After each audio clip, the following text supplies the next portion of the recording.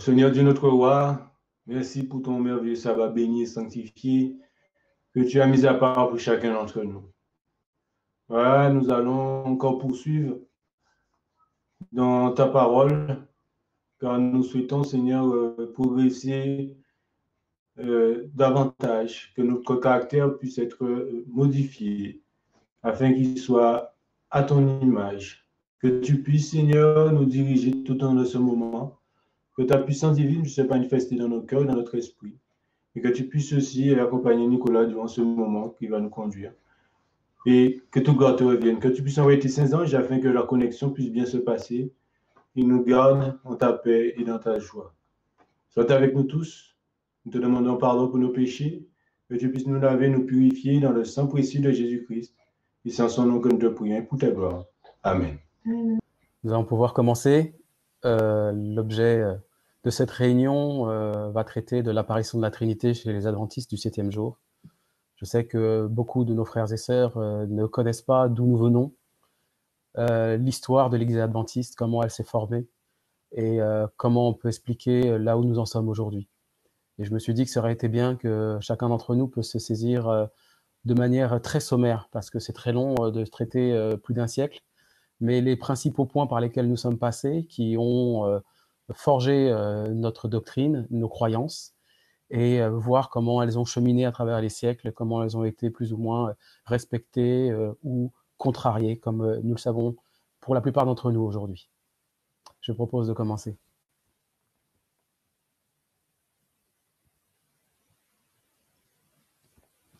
Alors c'est en 1860 en fait que le choix de la dénomination adventiste du 7e jour a été fait par un groupe de chrétiens dont les plus célèbres sont les époux White, John Bates évidemment, et Loughborough et Andrews, qui ont donc à la suite d'un mouvement minnérite choisi de s'appeler les adventistes du 7e jour. C'était afin de pouvoir délivrer au monde entier des avertissements et appels les plus solennels qui y aient jamais été envoyés par Dieu. C'est-à-dire que même les prophètes de l'Ancien Testament et du Nouveau Testament, notamment via le livre de Jean de l'Apocalypse, n'ont jamais été saisis d'une mission telle qu'elle devait préparer l'arrivée de Jésus et préparer un peuple qui soit prêt à l'accueillir debout dans sa gloire. C'est là pourquoi nous sommes réunis aujourd'hui et c'est notre aspiration. Ça donne un caractère sacré à notre mission, une solennité qui est souvent perdue. On le voit souvent par le manque de respect que nous avons sur les horaires du sabbat, sur la manière dont nous vivons au quotidien, que ce soit aussi dans malheureusement les manières dont on peut se présenter dans l'Église adventiste, que ce soit par notre tenue, nos habits, nos paroles, se permettant de discuter, de bavarder, c'est qui est totalement irrespectueux vis-à-vis d'un Dieu avec lequel on s'apprête à vivre pour l'éternité. Je souhaite bien sûr que cette présentation soit interactive. Donc évidemment, s'il y a des choses sur lesquelles vous souhaiterez qu'on s'attarde, n'hésitez pas à m'arrêter. C'est pourquoi j'ai préféré ne pas faire une vidéo, mais de me rendre disponible à chacun d'entre vous pour répondre à vos questions en direct.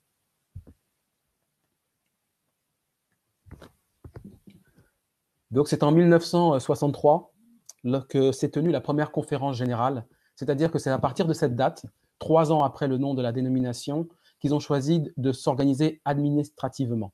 Donc c'est en mai 1963 qu'il y a environ une vingtaine de délégués qui s'est réunis à Battle Creek dans le Michigan pour organiser cette première conférence générale des adventistes du 7e jour. Le but était triple. D'abord, de garantir l'unité et l'efficacité du travail qui sera fait par les membres, de promouvoir les intérêts généraux de la cause de la vérité présente et ainsi perfectionner l'organisation adventiste du 7e jour puisque le nombre était fortement en croissance. Cette convocation avait été publiée dans cet article, en tout cas un exemplaire que j'ai pu vous mettre à côté. Ce n'est pas exactement la date exacte, mais ça ressemble au type de journal qui existait à l'époque des pionniers.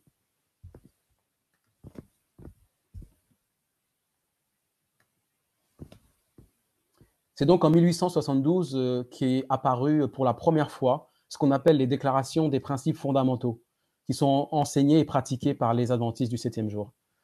Elles ont été, selon les historiens, faites principalement par James White, mais comme on va le lire dans ce préambule, c'était un texte qui était adopté par l'ensemble des croyants qui se regroupaient sous la bannière adventiste du septième jour.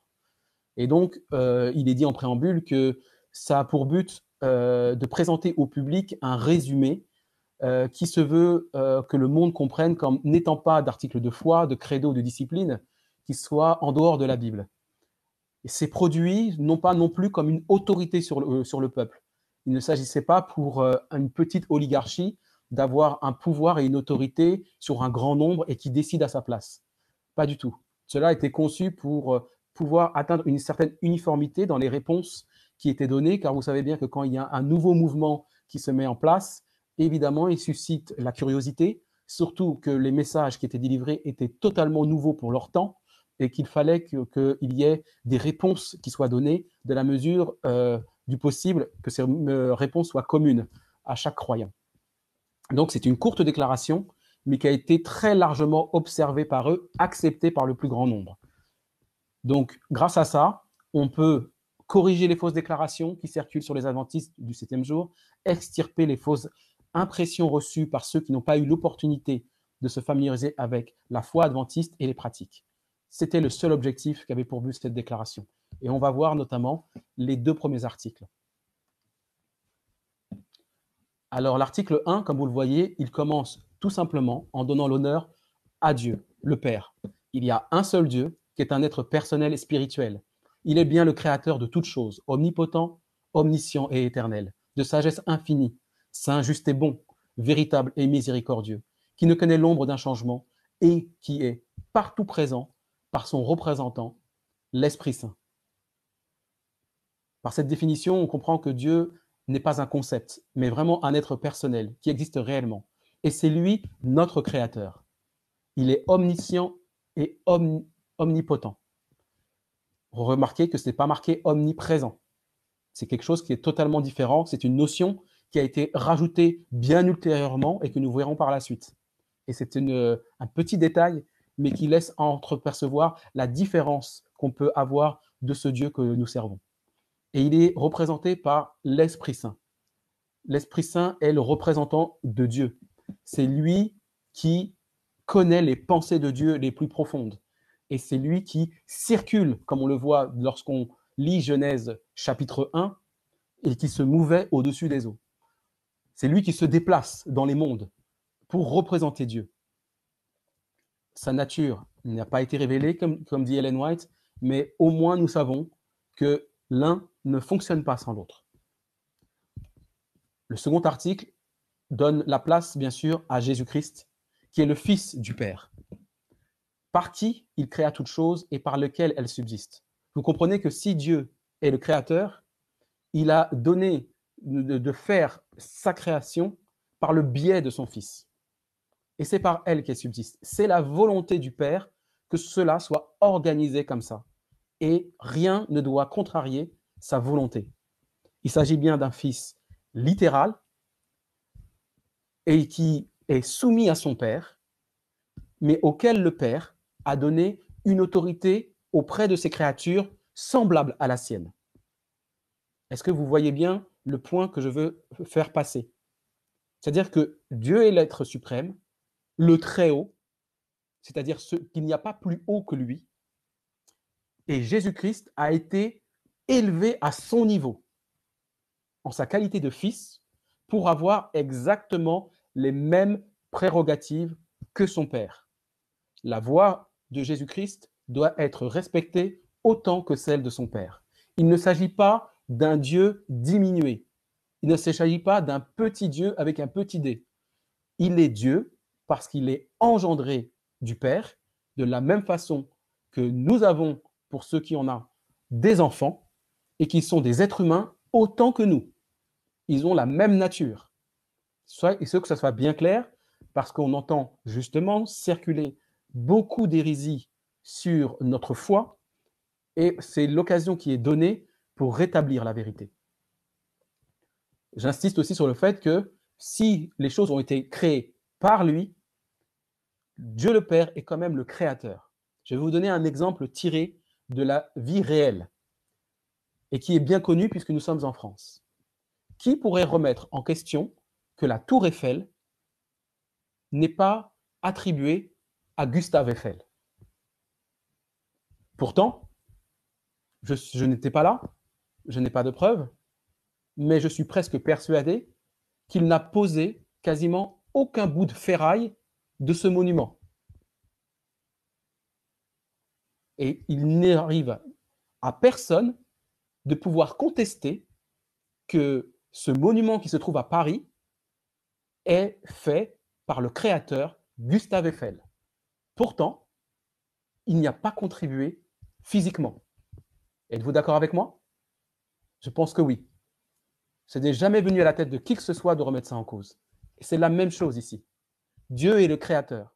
Pourquoi? Parce que de la même façon que Gustave Eiffel, c'est de sa pensée et de sa volonté qu'est sorti le fait de vouloir créer les mondes, y compris notre Terre et les êtres humains. Il y a associé son Fils et il a laissé son Fils agir par sa parole pour créer toute chose, afin qu'il soit le premier en tous et que vis-à-vis de nous, ces créatures, que nous le percevions comme notre Dieu et notre Créateur au même titre que son Père. Je vois qu'effectivement, on parle d'architecte et maître d'œuvre. C'est une correspondance qui est bien intéressante. Mais je crois que c'est un maître d'œuvre que moi, je qualifierais de maître d'ouvrage. Alors, je ne sais pas si vous connaissez un peu la différence, notamment pour ceux qui travaillent dans le bâtiment ou qui ont un peu des notions juridiques. Le maître d'ouvrage, c'est aussi le propriétaire. Le maître d'œuvre n'est pas forcément le propriétaire. Je vais vous donner un exemple. Lorsque Bouygues ou Vinci va construire des parkings en sous-sol à Paris, c'est le maître d'œuvre. Il n'est pas forcément le maître d'ouvrage. Ça peut être la ville de Paris qui est propriétaire. Ça peut être un investisseur privé qui est le propriétaire. Vinci n'est que le maître d'œuvre. Par contre, le maître d'ouvrage, c'est celui qui a mandaté Vinci de faire les constructions. De même pour les autoroutes ou que sais-je, des bureaux, des bâtiments. C'est la même chose. C'est-à-dire que Jésus-Christ a été associé à son Père. Donc, il n'est pas simplement maître d'œuvre, exécutant, il est aussi associé à la conception, de sorte qu'il y a égalité entre le Père et le Fils. C'est de la volonté du Père que le Fils ait le même rang que lui. Connaissez-vous un seul être sur la terre qui donne autant d'importance à son enfant, à son détriment? Je vous laisse chercher et répondez-moi si vous trouvez. Nous passons à la diapositive suivante. Nous savons, mais si vous voulez, je pourrais m'attarder plus longtemps, que Jésus est venu pour la rédemption de notre race déchue, pour notre justification, il est ressuscité et il est monté aux cieux pour devenir notre seul médiateur. Pour qu'il y ait une médiation, il faut qu'il y ait au moins deux parties. Et la partie qui est au ciel, notamment avec son Père, et la partie qui est sur la terre avec les êtres humains qui sont sur cette planète Terre.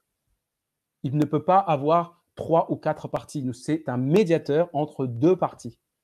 Et il fait le pont entre les deux, la jonction entre les deux. Voilà pourquoi il s'est incarné afin de nous réconcilier avec son Père, avec la race divine qui n'a jamais, et les mondes qui n'ont jamais péché.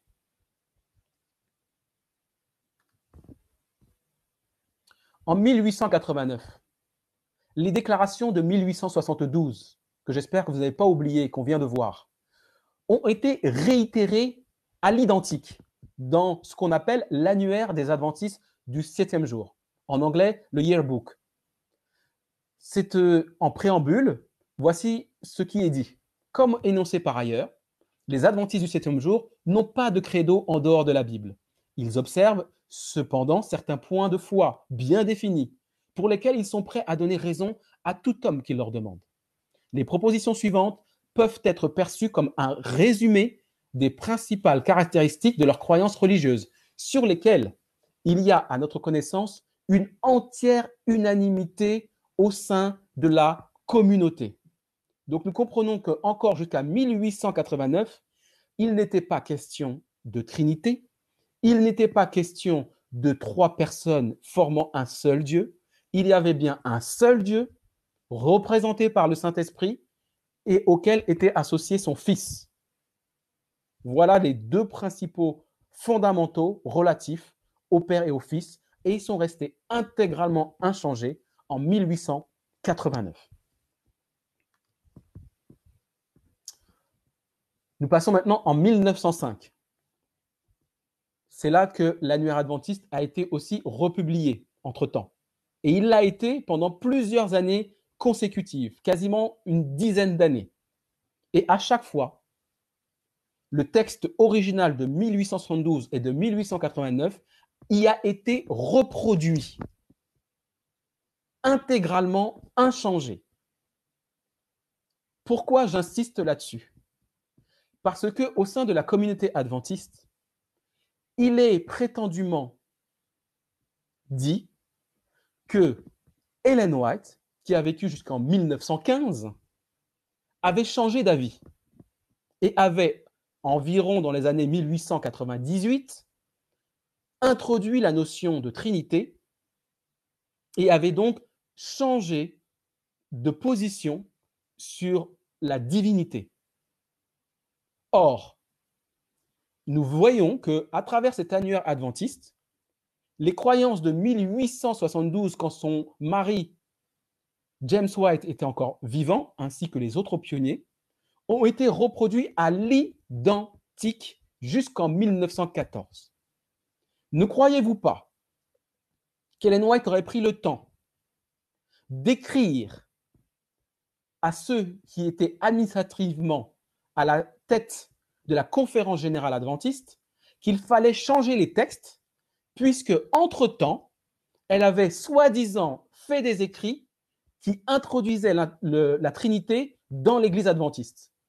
Qu'en pensez-vous?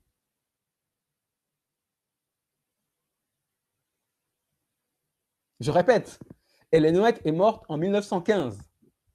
On voit que jusqu'en 1914, le texte de 1872 disant qu'il y a le Père représenté par le Saint-Esprit et le Fils, ces croyances ont perduré jusqu'en 1914 du vivant d'Ellen White. Pourquoi n'a-t-elle pas dénoncé publiquement cet annuaire adventiste pour dire qu'il était obsolète et que les choses avaient changé? Je crois qu'à un moment donné, il faut être cohérent lorsque l'on avance des choses et qu'on essaye de changer des choses aussi importantes que des doctrines. Il ne faut pas jouer avec la spiritualité des gens, avec la parole de Dieu et avec quelqu'un qui, en plus, est décédé et n'est même pas là pour se défendre. Le texte n'a jamais changé du vivant d'Ellen White. Jusqu'à sa mort, elle a toujours approuvé la déclaration initiale des pionniers. Elle ne l'a jamais dénoncé, prouvant que ce texte restait encore valable dans sa tête, dans son cœur, dans sa foi.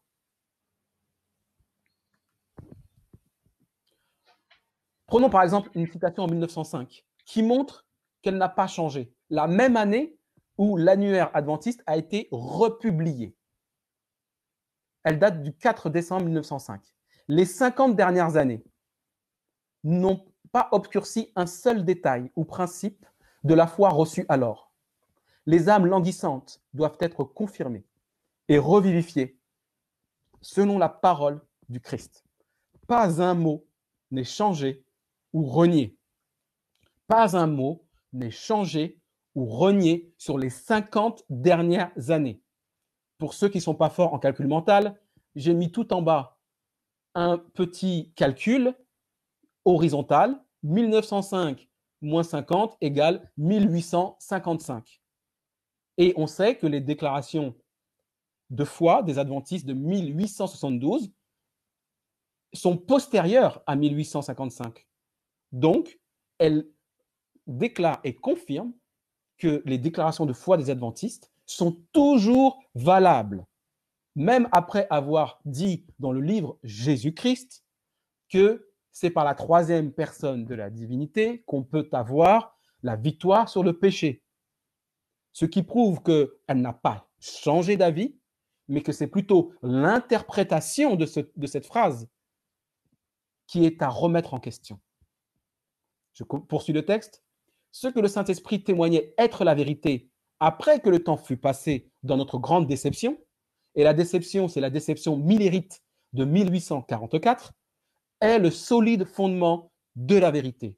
Comme je vous l'avais déjà dit dans des bulletins météo précédents, même William Miller, qui était un baptiste et donc croyant à la Trinité, avait changé d'avis sur cette doctrine de la Trinité lorsqu'il a eu des révélations du Seigneur. Il ne lui était plus possible pour lui de continuer à croire à la Trinité même après ça. C'était de même pour Ellen White qui était méthodiste. Les méthodistes sont trinitaires depuis fort longtemps.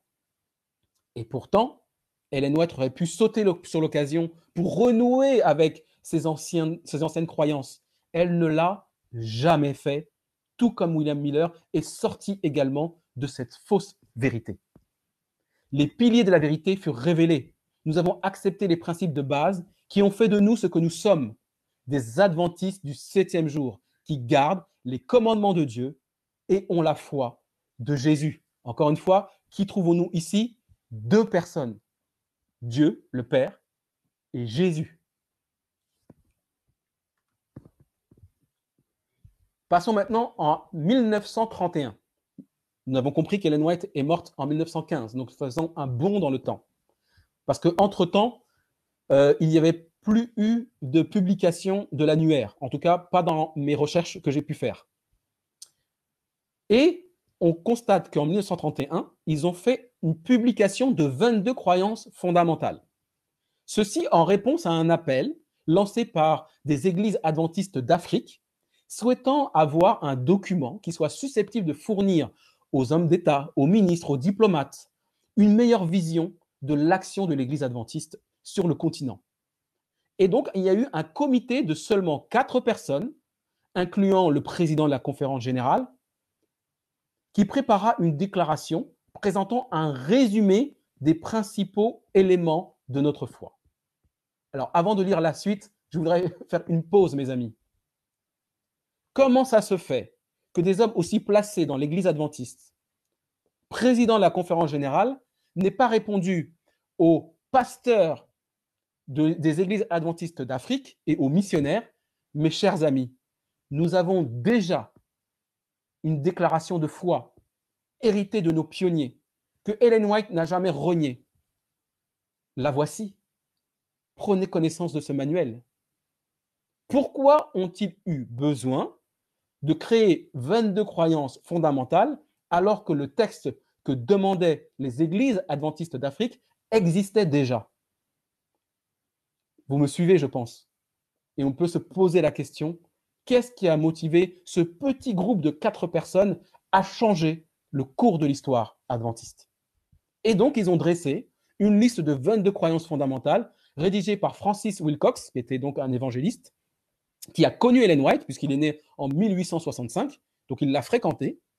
Et malgré cela, malgré qu'il l'a fréquenté, qu'il a lu ses écrits, il a quand même pris l'initiative de changer ce qui existait déjà. Et il a publié ça dans le fameux Yearbook de 1931. Donc, le Yearbook, c'est l'annuaire adventiste. Et il l'a inséré ensuite dans ce qu'on appelle le manuel d'église. Pour tous ceux qui ont connu l'église adventiste, il existe ce qu'on appelle un manuel d'église, un livre de règlement pour le fonctionnement des congrégations locales. Et à sa section 11, j'ai bien mis les références pour que chacun puisse, comme d'habitude, aller vérifier tout ce que je dis. Faites comme les Béréens dans le livre des Actes, vérifiez tout ce qu'on vous dit, y compris moi. Je ne suis pas meilleur que vous, les frères et sœurs. Je ne suis pas un gourou, je ne suis pas un pasteur, je ne suis pas un prophète. Je suis un serviteur qui agit en toute humilité. Et je suis, comme tout le monde, sujet à erreurs et interprétations. Seulement, si je ne sors pas aussi souvent des bulletins météo prophétiques, c'est parce que je prends énormément de temps à vérifier toutes mes sources pour être sûr que lorsque je vous parle, je ne vous mène pas en erreur. Voyons maintenant à la section 11 de ce manuel d'église, de ce yearbook, de 1931, ce qui est écrit. Alors, les adventistes du 7e jour possèdent des croyances fondamentales dont les principales caractéristiques, ensemble avec une portion des références scripturaires sur lesquelles elles sont basées, peuvent être résumées comme suit. Que les saintes écritures de l'Ancien et du Nouveau Testament ont été données par inspiration de Dieu, contiennent une révélation tout à fait suffisante de sa volonté aux hommes et sont les règles infaillibles de foi et de pratique. Est-ce que vous voyez déjà que le numéro 1 qui était consacré au Père en 1872, le Père est sorti complètement de sa place de numéro 1. Maintenant, c'est les Saintes Écritures qui sont d'abord mises en avant toute chose. Alors que ce texte aurait pu très bien être mis dans le préambule. C'est comme ça que ça fonctionne en général. Je vous enverrai évidemment ce diaporama avec grand plaisir. Merci Lydia pour ta remarque. Et du coup, on ne comprend vraiment pas comment ça se fait qu'ils ont balayé le Père de la place de numéro 1. Ensuite, numéro 2, on pourrait penser que le Père est juste simplement descendu d'un étage. Même pas. Maintenant, on parle carrément de Trinité. C'est là que la première fois que le mot est introduit dans l'Église adventiste, en 1931. Soit disant que la divinité consiste en Dieu le Père, être spirituel, personnel, omnipotent, omniprésent. Vous avez vu? En 1872, ça n'existait pas, omniprésent. Ça n'existait pas. Ils l'ont rajouté entre-temps.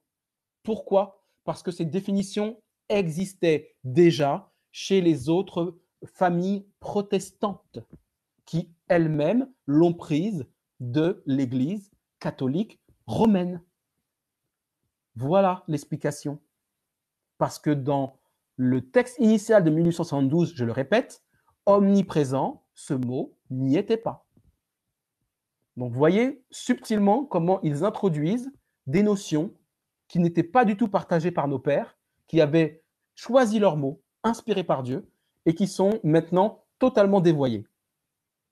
Omniscient, infini en sagesse et en amour. Le Seigneur Jésus-Christ, le Fils du Père éternel, par qui toutes choses ont été créées et par qui le salut de tous les rachetés sera accompli, et maintenant le Saint-Esprit, la troisième personne de la divinité, la grande puissance régénératrice dans l'œuvre de la rédemption. Et ce n'est pas parce qu'ils ont repris des phrases écrites par Ellen White que la définition de la divinité est forcément bonne. C'est ça qui est fou. C'est qu'ils réussissent à extirper de leur contexte des phrases qui sont tout à fait justes, que Ellen White elle-même a écrites, et ils le replacent dans un autre contexte pour changer la définition de la divinité, toute la définition de Dieu, tout simplement. Ce qui amène, merci beaucoup, la confusion. C'est ce que moi j'ai toujours dit dans mes vidéos. Babylone est certes un système de pensée qui amène la confusion, mais moi je vous ai toujours dit que depuis qu'il n'y a plus de temps, c'est-à-dire depuis 1844, depuis que la dernière prophétie des 2300 soirs et matins s'est accomplie, nous sommes rentrés dans le temps de Babylone. C'est-à-dire que c'est aussi une période de temps où la confusion va être crescendo. Et on voit bien que plus le temps avance, et plus les gens ne savent plus à quel saint se vouer, si je peux me permettre l'expression. Maintenant, nous faisons un saut en 1980. C'est là qu'il y a eu les 27 croyances fondamentales. Pourquoi? Je ne l'ai pas noté, mais parce qu'en 1944, il y a eu le président de la conférence générale de l'époque qui a dit que dorénavant, il n'y aurait plus de nouveaux textes qui seraient faits en catimini par un groupe de personnes et que toute chose serait soumise au vote de la conférence générale. Voilà pourquoi, en fait, il a fallu attendre 1980 pour que ceci soit voté. Mais pensez-y, mes frères et sœurs, pendant plus de 50 ans, de la même manière qu'Ellen White avait dit pendant les 50 dernières années, nos croyances n'ont pas changé. Là, de la même façon, pendant les 50 dernières années qui précèdent 1980, on a volontairement, par le biais du yearbook, donc de l'annuaire des adventistes, plus du manuel d'église qui était fourni à toutes les églises adventistes du monde, dans lequel étaient reproduits les 22 croyances fondamentales, fait croire à nos fidèles que le texte qui était écrit en 21 était celui qui avait toujours été cru par les adventistes. Et comment voulez-vous qu'au bout de 50 ans, c'est-à-dire de plus d'une génération, que les esprits ne soient pas mûrs pour pouvoir voter un nouveau texte qui n'a rien à voir avec celui des pionniers? Les esprits étaient mûrs. Alors, je vois qu'il y a une question. Explique-nous, s'il te plaît, pourquoi nos pionniers qui ont été inspirés n'aient pas ajouté le terme omniprésent. Eh bien, nous l'avons vu, en fait, mon cher frère, dans ce qu'on a vu dans la définition de 1872, c'est que le Père était partout présent par son Esprit Saint. Le Père est sur son trône. Il règne sur son trône. Il n'y a aucun texte dans la Bible qui nous montre qu'il ne soit ailleurs qu'en train de gouverner et d'être jour et nuit, en permanence, en train de veiller sur ses créatures. Et c'est par son Esprit Saint qu'il agit à travers le monde, et notamment à travers ses fidèles, pour faire connaître son nom et sa vérité. Omniprésent, c'est une notion spiritualiste qui a été reprise notamment par Harvey Kellogg, dans lequel justement, et c'est là que Ellen White l'a totalement stoppé, pourquoi? Parce qu'il introduisait dans l'Église adventiste, encore une fois, une doctrine venue du monde protestant et catholique, qui consistait à dire que Dieu est partout et omniprésent. Il est présent dans les fleurs, il est présent dans les animaux, il est présent dans les nuages, il est présent dans le vent, il est présent partout. Ce n'est pas ça, cette notion-là. La Bible ne nous dit pas ça.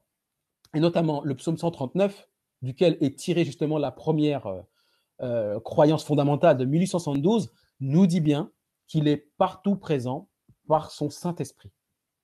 Ces deux notions qui ont l'air de se ressembler, mais qui sont complètement différentes. Parce que Dieu est sur son trône, alors que le Saint-Esprit n'y est pas. Je répète, le Saint-Esprit n'est pas sur le trône. Et ça, je vous le montrerai dans la suite de ma vidéo qui est sortie cette semaine sur l'Apocalypse. Vous ne trouverez nulle part, de la Genèse à l'Apocalypse, le Saint-Esprit assis sur le trône. C'est uniquement le Père et le Fils. J'espère que j'ai répondu à la question. Et aujourd'hui, effectivement, il y a 28 croyances, mais ça s'est fait par la suite, dans les années 2000. Exactement. Le trône n'est jamais laissé vacant. C'est pour ça qu'il est en permanence sur le trône et qu'il ne sort pas du trône, mais en revanche, il envoie son Saint-Esprit pour le représenter dans le corps de ses fidèles, de ses saints anges et de nous. Si nous croyons en Jésus-Christ, nous avons nous aussi accès au Saint-Esprit. Parce que c'est grâce à Jésus que nous avons accès au Saint-Esprit. Dieu nous a donné les arts du Saint-Esprit, dans l'attente que Jésus accomplisse son œuvre sur la terre d'expiation et qu'il ressuscite pour demander au Père l'autorisation de le répandre sur les croyants. C'est ce qu'on appelle la Pentecôte. J'espère que c'est bien compris. Et encore une fois, on retrouve le terme de 50. Vous voyez, ce n'est pas un hasard. On a parlé de 50 avec Ellen White, 50 avec les 27 croyances fondamentales, et maintenant 50 avec la Pentecôte. Pourquoi? Parce qu'il a fallu attendre les 50 jours après sa résurrection pour que le Père lui donne l'autorisation de répandre son Saint-Esprit sur l'ensemble des croyants. Car jusqu'à présent, ce n'était que les arts qui étaient donnés. À partir de ce moment, Jésus avait obtenu de son Père de pouvoir donner son Esprit Saint sans mesure.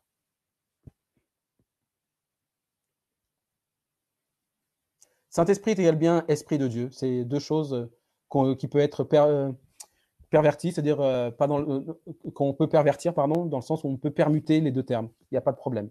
Et oui, l'esprit du Père est l'esprit du Fils, et vice-versa, puisqu'il n'y a qu'un seul esprit. Et c'est donc sous la présidence de Neil Wilson, le père de l'actuel président, Ted Wilson, qui a officiellement voté en 1980 l'adoption de la doctrine de la Trinité, comme faisant partie intégrante des 27 croyances fondamentales. C'est-à-dire qu'à partir de ce moment-là, c'était non pas quelques personnes qui avaient mis en place cette doctrine, elle a été adoptée par tous. Or, Ellen White a dit quoi? Vous connaissez cette phrase que j'ai déjà citée dans mon premier bulletin météo. C'est qu'une nation parle par ses lois ou ses décisions judiciaires. Si nous prenons la Bible, nous voyons dans l'Ancien Testament que Dieu, par le biais de Moïse, appelle le peuple d'Israël sa nation.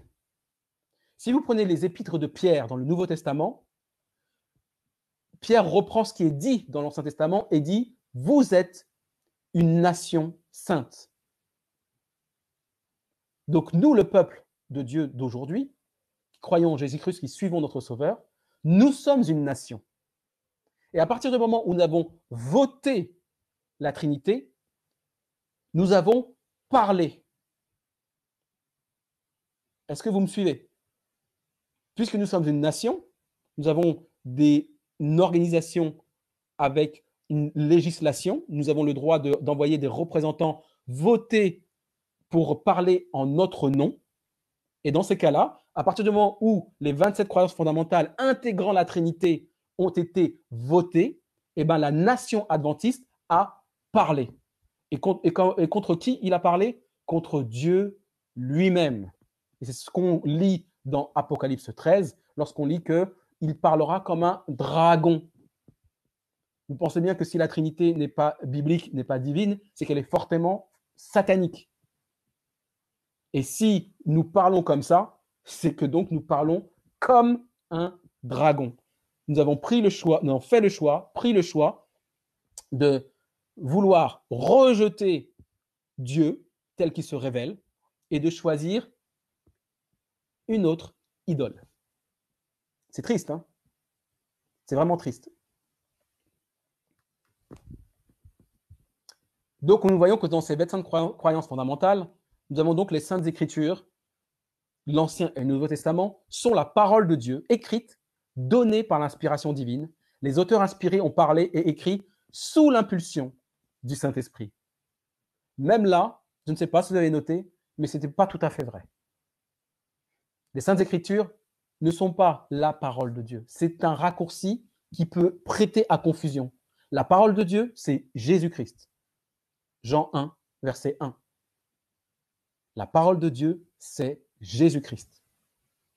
Les Saintes Écritures, ce sont des écrits inspirés, écrits par des hommes inspirés. Tout simplement. C'est des choses un peu différentes comme notion. Car vous savez que très tôt, l'Église adventiste a été attaquée, notamment par un homme que vous connaissez peut-être de nom qui s'appelle William Prescott. William Prescott, qui donc a connu et côtoyé Ellen White et qui a vécu plus longtemps qu'elle, parce qu'il était plus jeune, a introduit la notion qu'il a encore piquée aux autres familles protestantes, visant à dire que il n'y a pas d'erreur dans la Bible, que la Bible entièrement doit être prise littéralement. Mais c'est totalement faux, totalement faux. Ellen White elle-même a écrit sur le sujet dans, je crois, Message choisi, je ne me rappelle plus lequel, mais je vous retrouverai les références, pour dire que ce n'est pas vrai. Que ce sont les hommes qui ont été inspirés et Dieu a laissé à chaque homme, dans sa génération, avec sa culture, de retranscrire ce qu'il avait vu en vision, ce qui lui avait été soufflé par l'Esprit. C'est pour ça que la Bible contient plusieurs livres écrits sur plusieurs siècles et que chacun a écrit avec les références et les images qui lui parlaient en son temps. Sinon, Dieu aurait donné la même inspiration et la même façon d'écrire à tout le monde. Et vous voyez bien que non. Ce sont les hommes et les femmes, bien sûr, qui sont inspirés. Les êtres humains. Ce n'est pas la même chose.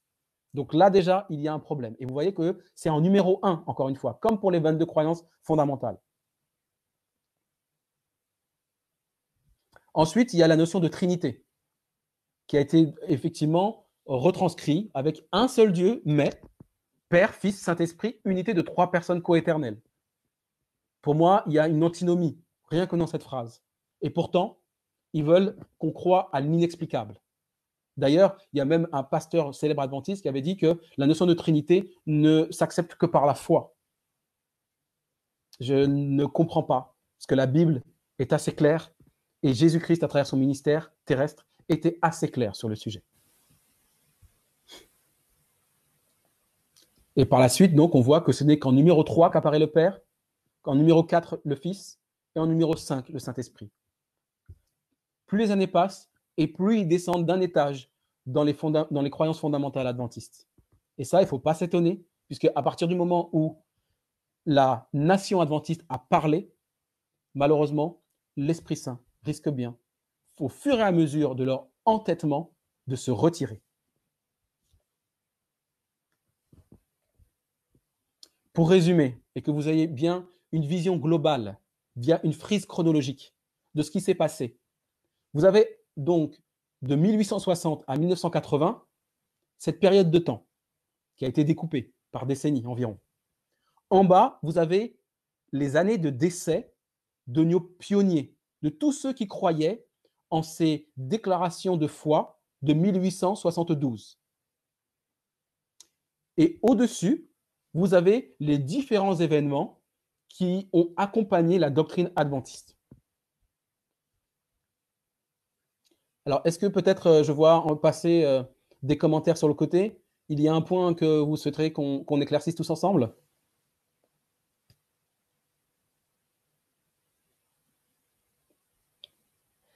C'est la notion, je pense, de coéternité qui doit très certainement peut-être vous interpeller. Si vous pouvez me confirmer peut-être.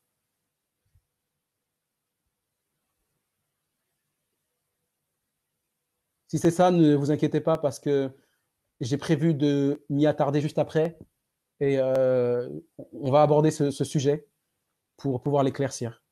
Donc, pas d'inquiétude là-dessus. Et puis, quand on aura fini, bien sûr, il y aura un moment de partage ouvert avec des questions que vous pourriez poser et que je pourrais aussi vous poser parce que, comme je l'ai dit, je n'ai pas la science infuse.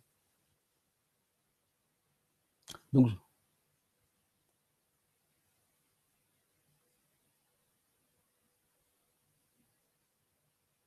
ouais, je comprends qu'il y a encore des questions, mais on y viendra si vous voulez bien.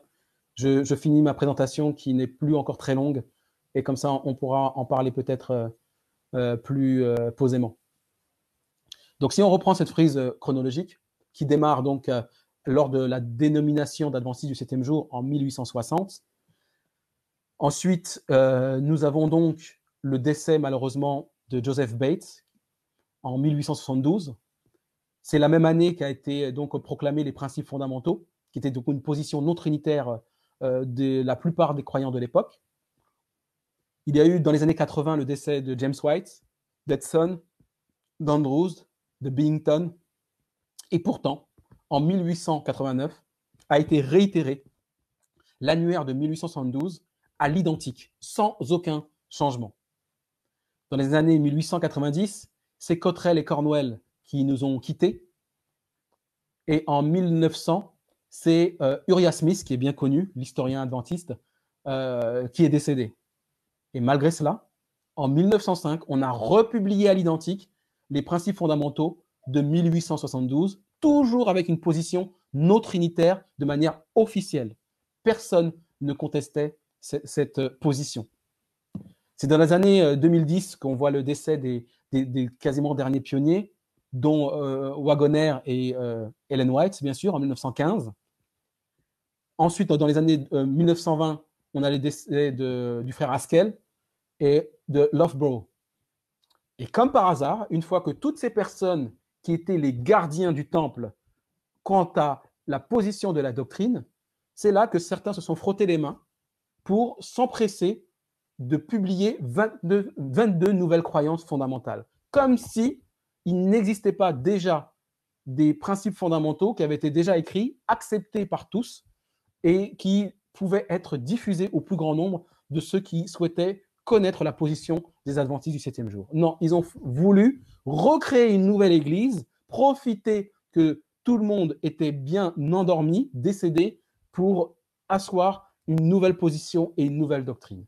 Ça rejoint en fait la prédication de notre sœur ce matin, Nathalie. Pourquoi? Parce qu'à un moment donné, vers la fin, elle a cité un texte d'Ellen White où elle expliquait en 1914 que bien après sa mort, allait se mettre en place une nouvelle organisation, de nouveaux livres allaient être écrits et qu'il y aurait des bouleversements très importants au sein de l'Église. Et elle annonçait cette prophétie, cette prédiction, non pas dans des termes élogieux, mais plutôt avec beaucoup d'inquiétude et d'angoisse pour ses frères qui devaient avoir à affronter ces changements. Et nous sommes en plein dedans. Nous sommes en plein dedans. Dès 1931, dès que tous ces pionniers sont morts, que nous avons présentés au début, ils en ont profité pour faire une position trinitaire, non officielle d'abord, et puis 50 ans plus tard, une fois qu'une génération entière s'est habituée à entendre ces 22 croyances fondamentales et était même pensait que c'était la norme depuis toujours, ils n'ont eu aucun mal à se rassembler à Dallas en 1980 et à voter les 27 croyances fondamentales qui ont introduit officiellement la Trinité. Voilà comment s'est passée l'apparition de la Trinité dans l'Église adventiste du 7e jour. Quelle tristesse! Quelle tristesse! Mais j'espère que cette frise vous montre bien comment ça a été introduit avec perfidie et qu'ils ont bien attendu que tous les pionniers décèdent pour le faire en cachette. Alors, maintenant, on va passer dans l'Ancien Testament. Athée, vous voyez en haut à gauche, c'est pour Ancien Testament. Quel Dieu servait-il? Ses prophètes, ses patriarches. On a une réponse que je vais prendre, un texte qui n'est rarement utilisé pour défendre notre position adventiste et pour montrer qu'elle est assise sur la Bible et non pas, comme on essaie de nous le dire, pour nous rabaisser, pour nous décrédibiliser, qu'elle est assise sur la croyance des pionniers. Non, on a un cerveau, on a notre intelligence, on peut prendre du recul par rapport à ce qu'ont fait les pionniers, on est comme les Béréens, on vérifie ce que disent les uns et les autres et on va vers celui qui nous paraît, poussé par l'Esprit Saint, le plus clair et le plus fidèle au texte sacré. Et qu'est-ce qu'on lit dans Malachie? N'avons-nous pas tous un seul Père? N'est-ce pas un seul Dieu qui nous a créés? Pourquoi donc sommes-nous infidèles l'un envers l'autre en profanant l'alliance de nos pères? Vous voyez pourquoi j'ai choisi ce texte? Parce que Malachie, le prophète, fait une comparaison directe entre le mot Père et le mot Dieu. Dans l'Ancien Testament, Dieu était forcément le Père. Personne d'autre. Vous m'entendez? Et vous le lisez vous-même.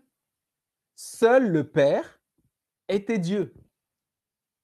C'est lui le créateur, c'est lui qui nous a créés.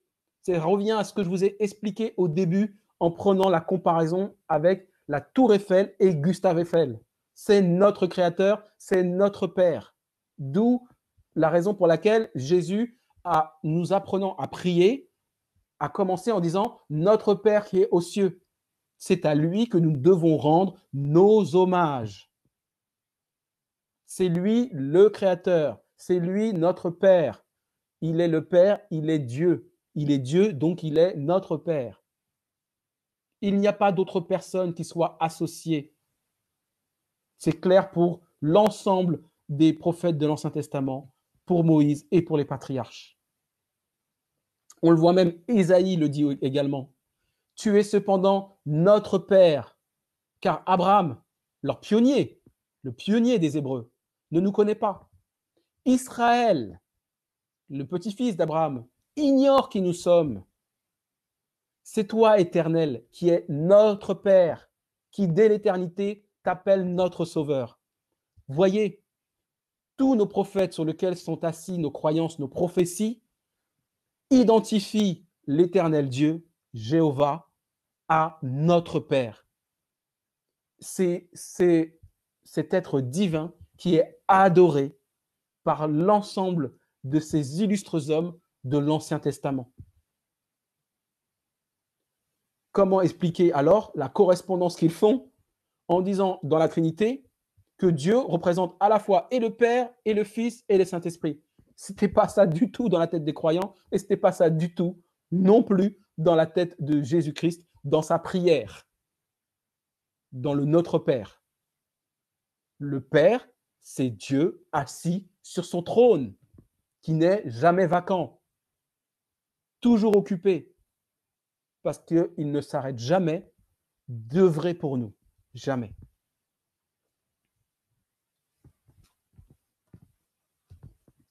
Passons encore à d'autres textes qui ne sont pas souvent cités non plus pour asseoir notre profession de foi. 2 Samuel 7, verset 22. Que tu es donc grand, éternel Dieu, car nul n'est semblable à toi. Il n'y a point d'autre Dieu que toi, après tout ce que nous avons entendu de nos oreilles.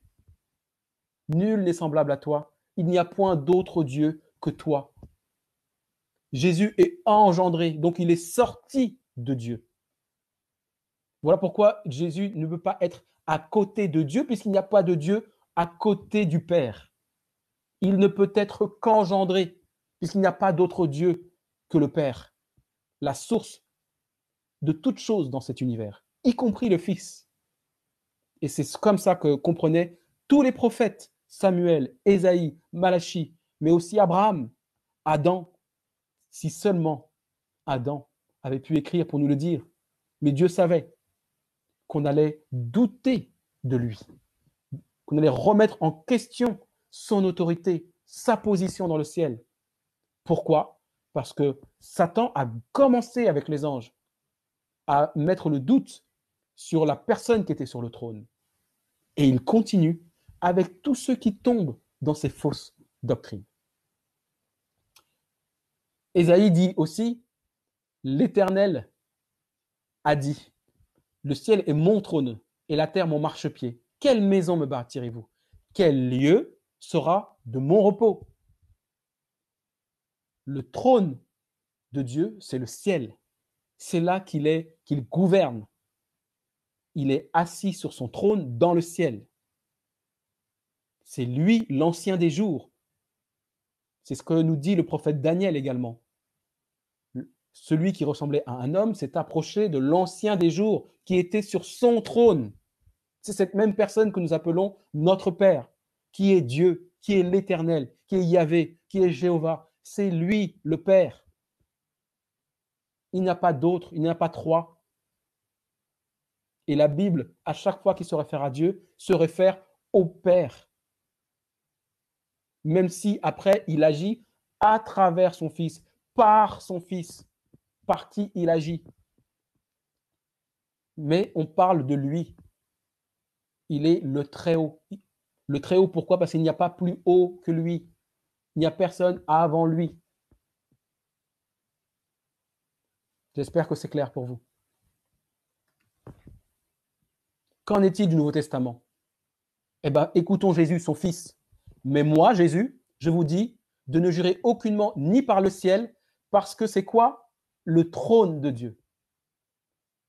Vous voyez la correspondance directe entre Ésaïe et ce qu'a dit Jésus? Et que Jésus n'a rien inventé?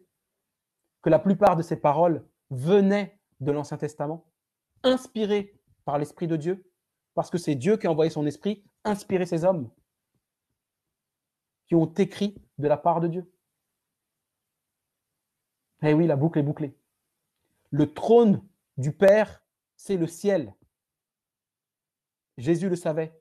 Et il n'a pas cherché à, comme dit Philippiens, à arracher comme une proie, à être égal à Dieu. Il reste à sa place. Il reste dans l'humilité. Et c'est parce que c'est le plus humble d'entre tous que Dieu l'élève à son niveau. Parce qu'il est son Fils, mais c'est parce que aussi, par le sacerdoce qu'il a accompli sur la terre, il a prouvé, contrairement à ce que dit Satan, qu'il méritait d'être le Fils de Dieu et d'avoir la plénitude du Saint-Esprit au même titre que Dieu.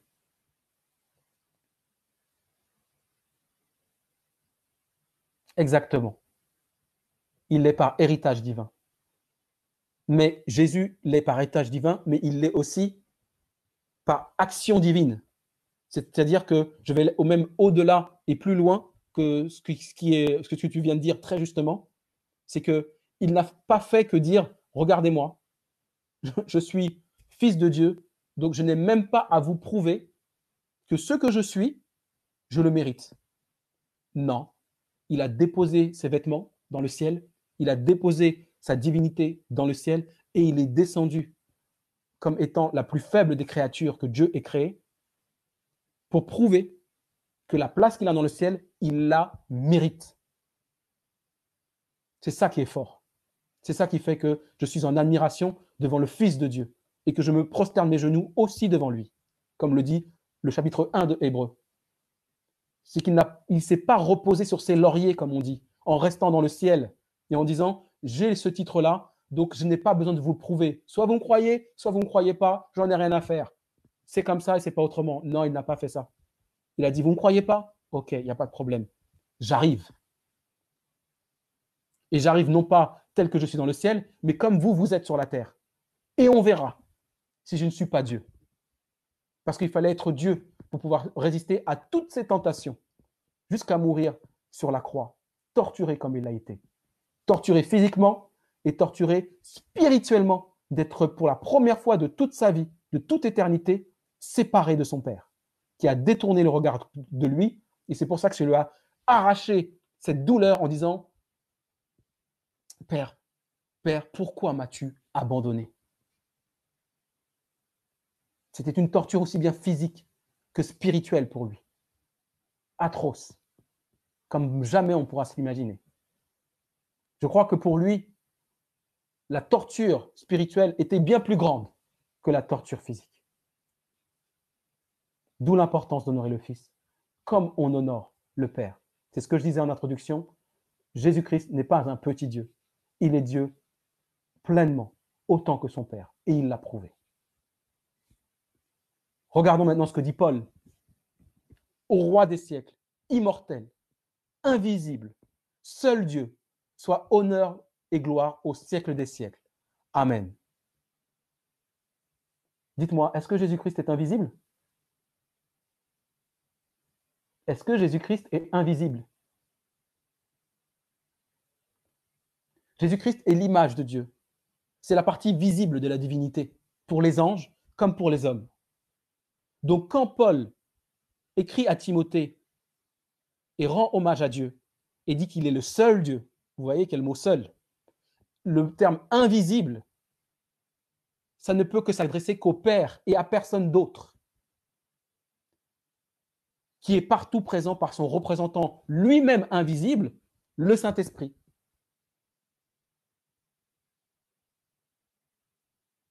Eh oui, la boucle est bouclée. Eh oui.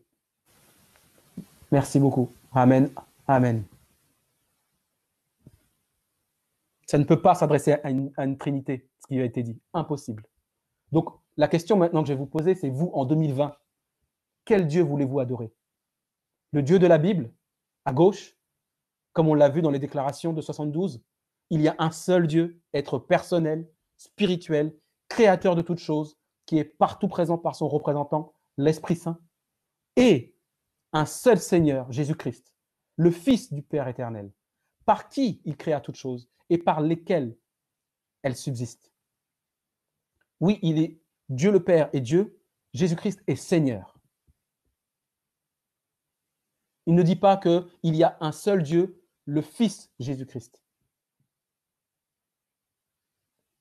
Il ne dit pas ça.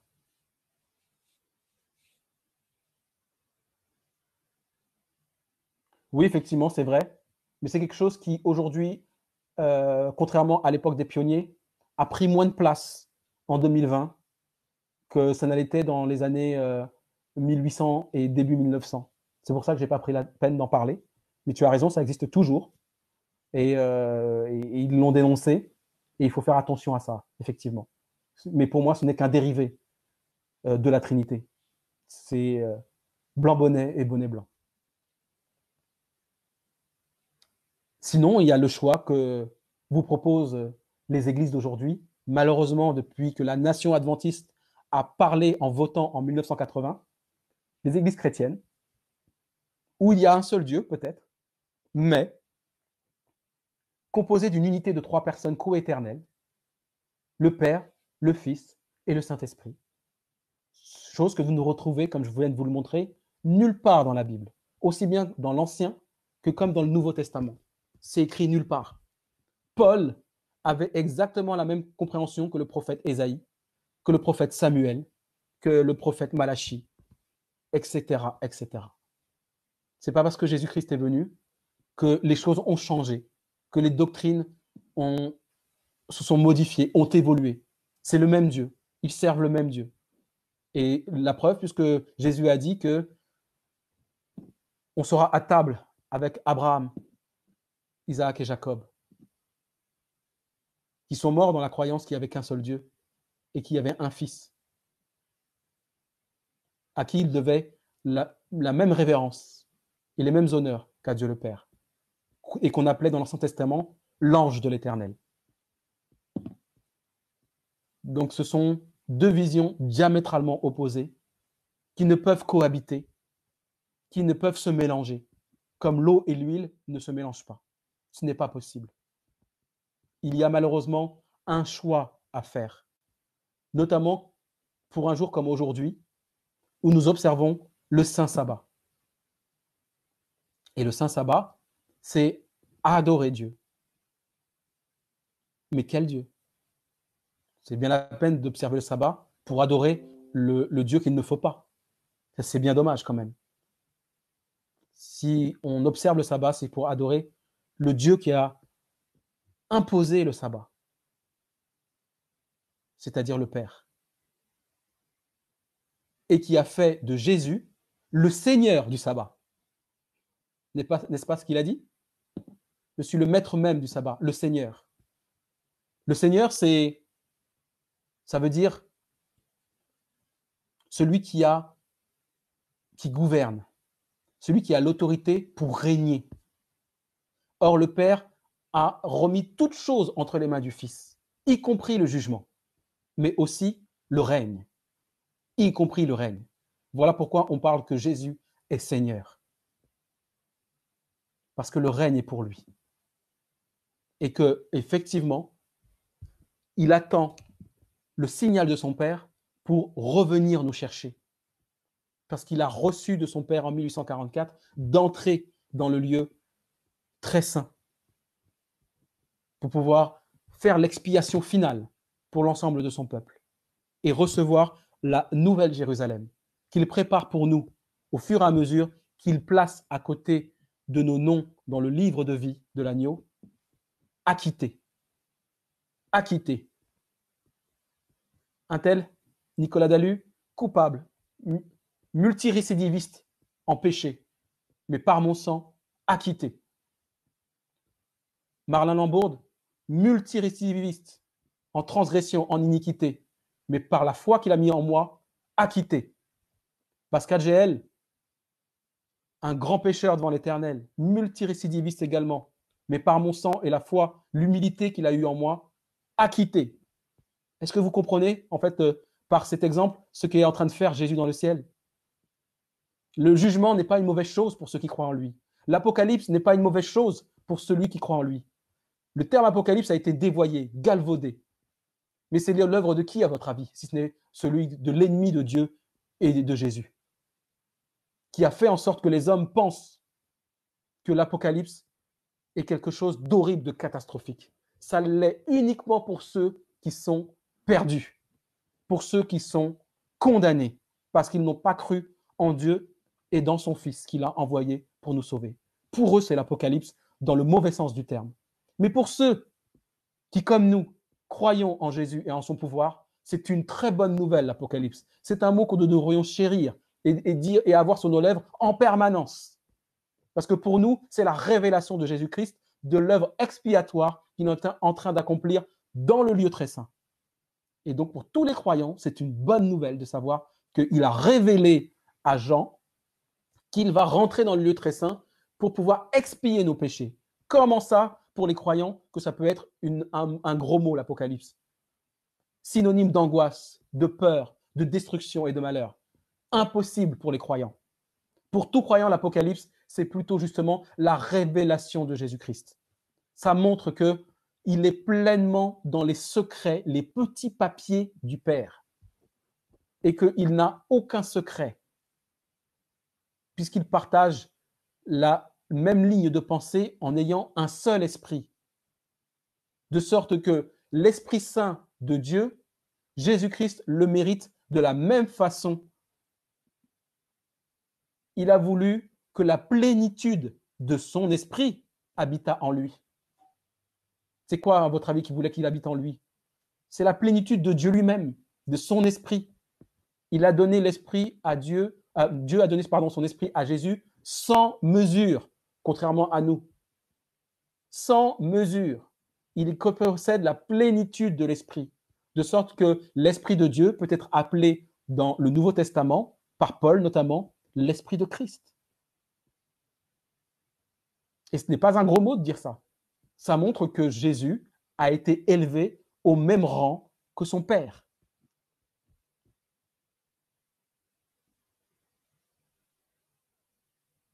Exactement. Ce texte aussi est très clair, très très clair. Il va mettre toutes choses sous ses pieds, et une fois qu'il aura tout mis sous ses pieds, il va lui-même se soumettre à son Père. C'est fou comme la Bible peut être aussi simple et comment elle a été rendue complexe.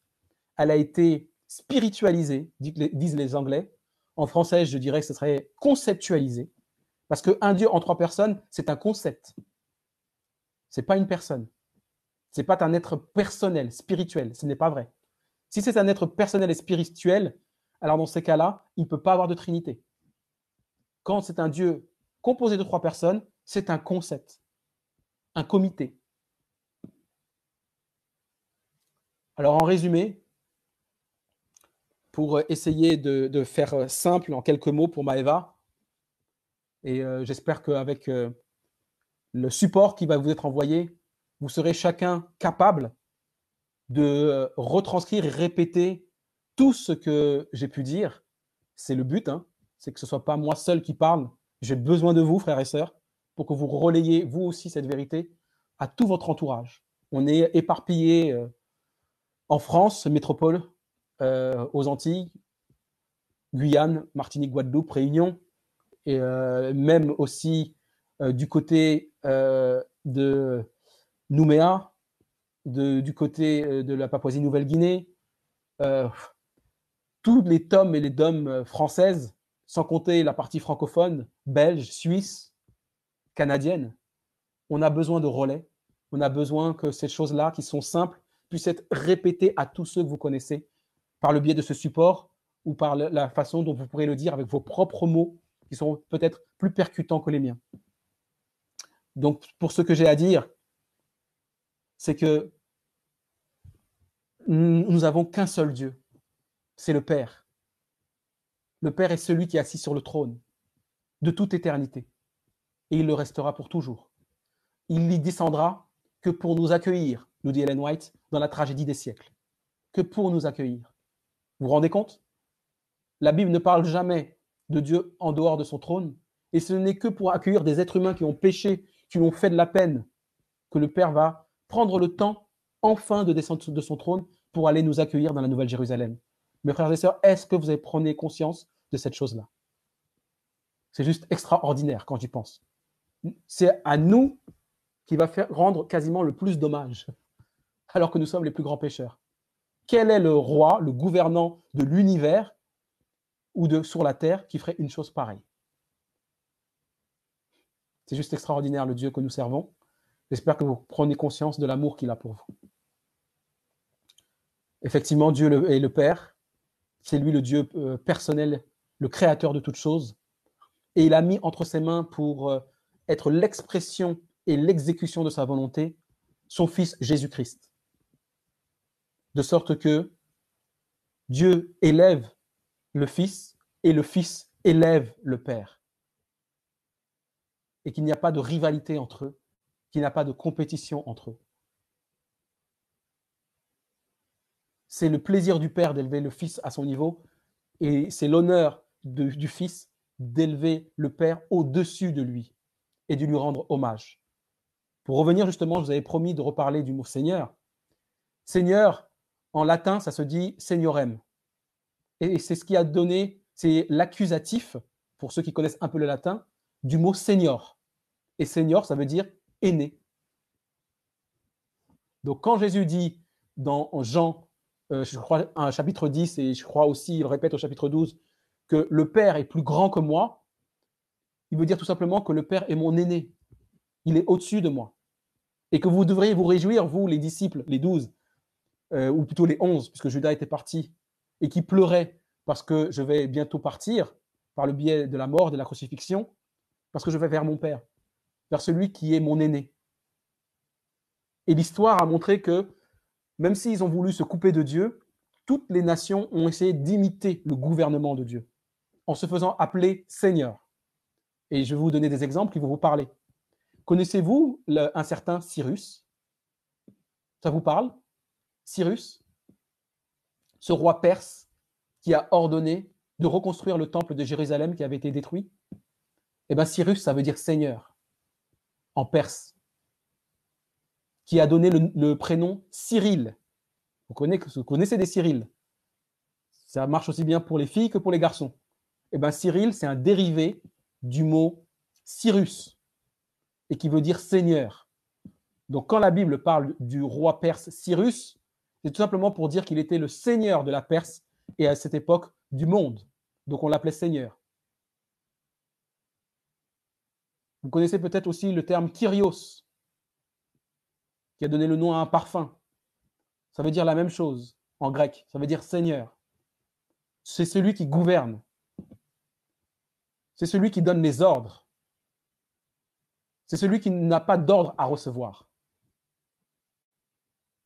Et le Seigneur Jésus, c'est celui qui gouverne. C'est celui qui exprime la volonté du Père.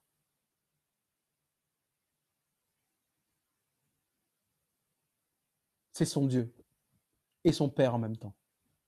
Voilà pourquoi dans le psaume 110, il est dit « Ô Dieu, ton Dieu, t'a oint d'une île de joie au-dessus de tes semblables. » Lorsqu'on a compris ces choses-là et qu'on relit l'Ancien Testament, qu'on relit même le Nouveau Testament, tout paraît d'une limpidité extraordinaire. Mais que lorsqu'on vit dans la confusion, avec la notion de Trinité, avec cette notion qui nous a été rabâchée aussi par l'Église catholique, qui est omniprésente dans sa pensée, dans les films également. Notez par exemple que lorsqu'on regarde des films américains, eux qui sont à majorité protestante, bizarrement, lorsqu'ils organisent des mariages, eh ben, c'est à l'image de l'Église catholique.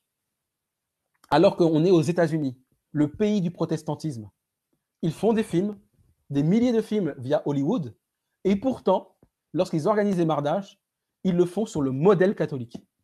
C'est quand même bizarre, hein? C'est quand même très bizarre. Très certainement, derrière tout ça, Hollywood se cache quelque chose, se cache une puissance, un pouvoir que beaucoup sont loin d'imaginer.